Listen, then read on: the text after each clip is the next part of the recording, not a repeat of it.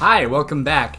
In this chemistry lesson, we'll be discussing specifically how metal atoms bond to each other. Now, we'll be thinking of this as atoms of the same metal. So these aren't compounds. Now, they are ionic in a way.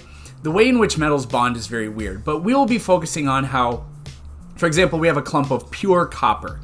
How is it that those copper atoms are held together?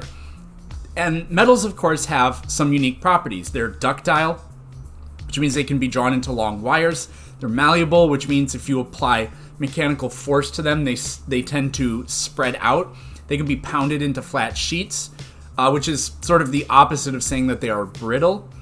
And metals are great conductors of not just like heat energy, but electricity. So we will investigate specifically why that is, and a few other things in this lesson here. So, metals, they're really weird. The structure of them is very different. So, virtually all metals lose 1, 2, or 3 electrons to form ionic bonds. So, when we have a pure sample, so the metals just have a few 1, 2, or 3 valence electrons in their outermost level. So, when we're dealing with metals, to understand a metal substance, what you really have is the atoms are cations. They're positively charged. The valence electrons of each metal atom are free electrons. They're not transferred from one atom to the next, like what happens in a typical ionic bond. When sodium, a metal, and chlorine, a non-metal, get near each other, the sodium gives its electron permanently to the chlorine atom. But in a sample of pure sodium, a lump of sodium, all of the single valence electrons in each sodium atom are buzzing back and forth between all of the sodium atoms. We say it's like a sea of electrons. So hopefully I'll be able to visualize that for you. As it says, the electrons freely migrate through the substance. So the force that holds together metals is the attractive force of the metal cation, the individual atoms that are missing or that have 1, 2, or 3 fewer electrons than protons, and the mixture, the free floating valence electrons. So it's very bizarre. It's a little bit similar to the plum pudding model, the old atomic theory from way back that we learned about, but it's different than that. Now, what's kind of cool is in outer space, where there's no air because oxygen will react on the surface with a metal, but in outer space, if two of the same two metal touch each other, they permanently fuse, and it's called cold welding. So hopefully I'll be able to show you'll understand why that happens. Now again, this weird property of metals explains their properties. The reason that they're good electric conductors is because the electrons are already moving around. And like I said, in a regular ionic bond, the electron, 1, 2, or 3 electrons, are transferred from one atom to the other, but then they stay there. But in metals, no, the whole substance, a mile-long copper wire, the electrons are going back and forth that entire length. They're free to do so. So we can move the electric current throughout the entire substance. And the fact that metals are ductile and malleable comes from, so why are they not brittle? How come when you apply force they don't break? Well, the cations, the positively charged ions of each atom, are insulated from one another. So they're free to exchange places and slide past one another. And there's no real bonding that's going on. Remember, because the electrons are going all over the place. So that, I guess, in a way, gives the cations flexibility in how they're allowed to be situated or where they're allowed to be moved. Now, you can break a metal, tear a metal, but metals are not brittle. Very much not so. Again, the sea of electrons has pretty much everything to do with this.